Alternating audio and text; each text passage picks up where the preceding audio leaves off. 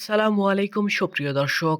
আগামীকাল সোমবার ১৪ জুলাই বাংলাদেশের বিভিন্ন অঞ্চলে মাঝারি থেকে ভারী বৃষ্টিপাতের সম্ভাবনা রয়েছে।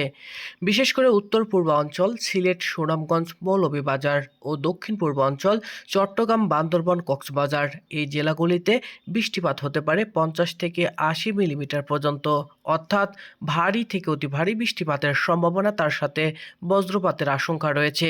পশ্চিমাঞ্চলে রাজশাহী, চাঁপাইনবাবগঞ্জ, নওগাঁ আংশিক মেঘলা ও হালকা বৃষ্টি দেখা দিতে পারে এবং তার সাথে ভারী থেকে অতি ভারী বৃষ্টিপাতও চলমান থাকবে কয়েক জেলার উপর দিয়ে। এর সাথে তীব্র আকারে বজ্রপাত চলমান থাকবে কয়েকদিন ব্যাপী। রাজধানী ঢাকাতেও দুপুরের পর থেকে বজ্রপাতের সম্ভাবনা এবং তার সাথে ঝড় বৃষ্টির সম্ভাবনা রয়েছে।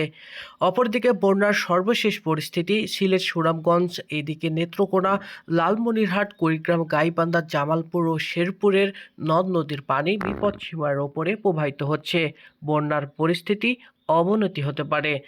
এদিকে আপনার বগুড়া, সিরাজগঞ্জ, টাঙ্গাইল, ময়মনসিংহ, যমুনা ও ব্রহ্মপুত্রের নদের পানি বাড়ছে, নিম্ন অঞ্চলে পানি ঢুকতে শুরু করেছে।